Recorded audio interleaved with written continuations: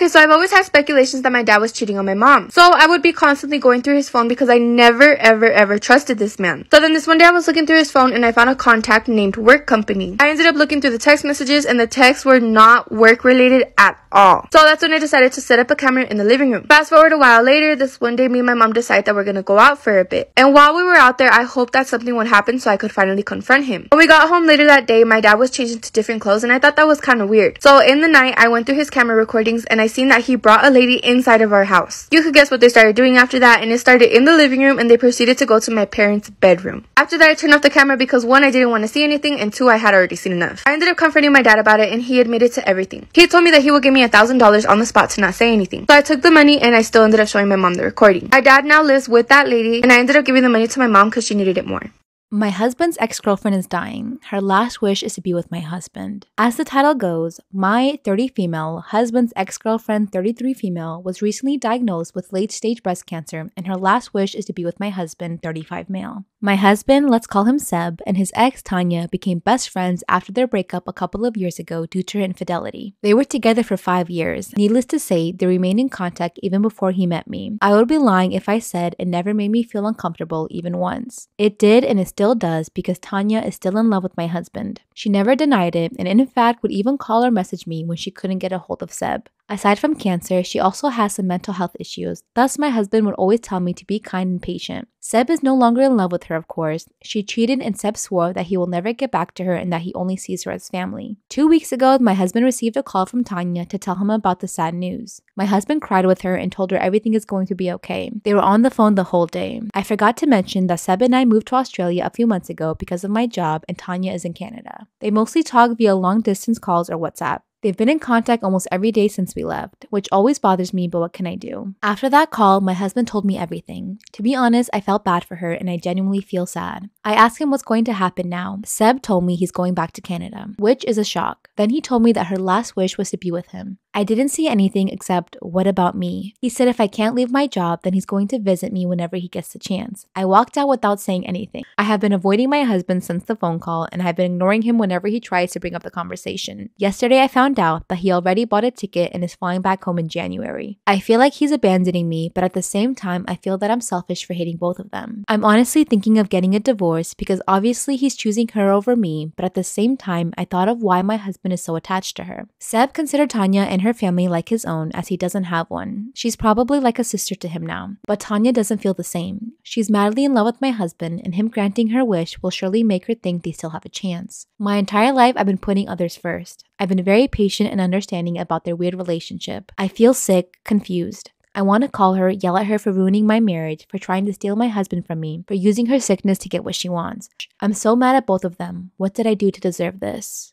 My girlfriend just gave birth to our first child. I know that I'm not the biological father. I found out when she was about 6 months along. The guy, Brian, approached me at work. "Are you Sarah's boyfriend?" I said yeah and asked what he wanted. He said he was very sorry that he had slept with her and swore that he didn't know that she was with someone. I don't believe that. He then pulled out his phone to show the text between them. They had been sleeping together or linking up for the past year. Then she found out that she was pregnant and they came to an agreement to just pretend that the baby was mine. In return, she wouldn't lose her perfect life and he wouldn't be responsible for a baby. I knew it was weird. We had been having problems trying for a baby and all of a sudden she got pregnant so easily. But he explained that he had been thinking about it and he recently became a Christian. He said that he couldn't live his life knowing that I was living a lie while his child didn't know their real father. So yeah, I told him that I'd keep in touch and to not say that he said anything just yet. I've had a lot of time to think about it, but ultimately I decided that I wanted to wait until she gave birth, to hurt her in her most vulnerable moment. I'll spare the details, but she went into labor. Baby was born and was taken to the NICU to be monitored for a bit. What should have been a beautiful moment of me holding my baby was the most heartbreaking time of my life. Just knowing that he was not mine hurt me. Once she was all sewn up and comfortable, I started packing up my stuff to leave. She asked where I was going and I just told her. I know I'm not baby's name's father. You can act all shocked, but I know. Just ask Brian to come. I'm positive he'll sign the birth certificate. She's been calling my phone over and over and has even gotten her sister to call me a few times. It was hard pretending these last few months, but I think that I'm satisfied. I feel really heartbroken though. I was planning on proposing to her the day our baby was born. I was gonna make her the happiest woman ever. Oh well.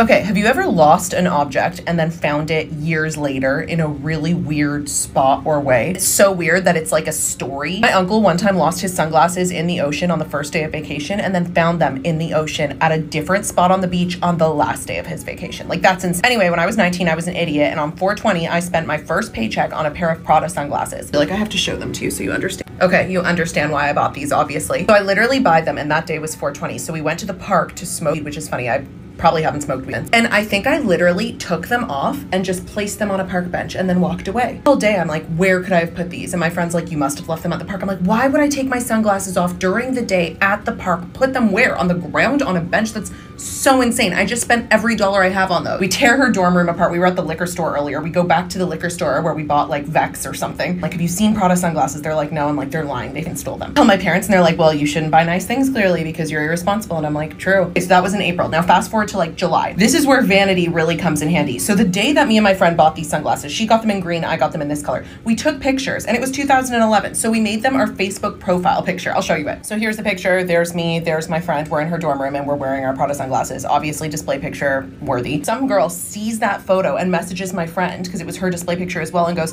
hey, this is really random, but I think I have your friend's sunglasses. I found them on a bench at the park. Instead of selling them, which I guess at the time you could have only sold them on like eBay, she kept them at her house. So my friend calls me and my friend lived out of the city. So, and this is the summer, so she wasn't here. She goes, hey, this girl found your glasses. And I'm like, cool, where does she live? I get her address from my friend. Guess where this chick lived? I'm not even kidding. On the same street as my parents, where I was living in the summer. Literally walked 3 houses down, grabbed these out of the mailbox, and I've had them ever since. I said, I'm never letting you go again, baby. Okay, the worst type of guy is the fake nice guy who makes you feel like you're a terrible person just for not being interested in him. The other day, this guy that I have to see all the time comes up to me in person and asks if I wanted to go grab food with him.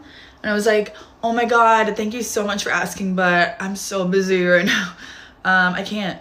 He was like, that's so weird because you posted on your Instagram story that you're literally doing absolutely nothing today and you have no plans. I was like, I did? That doesn't sound like me. He literally called me out. It was so awkward. I was like, all right, I guess I'm gonna do some improv right now.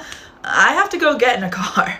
I have to go find a car to get into. So that's so crazy that I posted that because I have to go drive somewhere alone without you. And he was like, Becca, it's cool. I'm not mad at you. I'll just text you. What's your number? I was like, oh, okay, thank God. Yeah, I'll give you my number. I gave him my number for some reason. He then proceeds to text me 8 days in a row. 8. Just, hey, Becca, is this the right number? LOL. And I don't answer a single text because I just don't like him. I don't like that guy. Guess who I ran into at the coffee shop today? The guy. He was like, why haven't you been answering my texts? I've been texting you. I just wanted to take you to dinner. I was like, I'm so sorry. I'm the worst person on this earth right now. I need to be put down. I don't reply to anyone. I'm such a bad texter. I'm so sorry. I'm so sorry. You can have my phone. I don't even deserve it. I'll call jail right now and I'll go. He's like, yeah, that's not very cool. It's almost like making me feel weird about texting you every day. Breakfast, lunch, and dinner. I'm not like these other guys. Like, I want to respect you, you know? Yeah, okay. So you're not like other guys. You're way worse. He was like, look, I don't normally do this, but I really like you for some reason.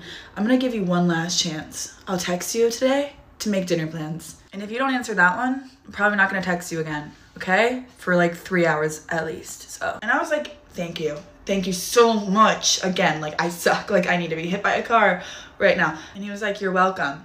And then I just start walking away and I was like, what did I just say thank you? I just thanked that guy. And he said, you're welcome.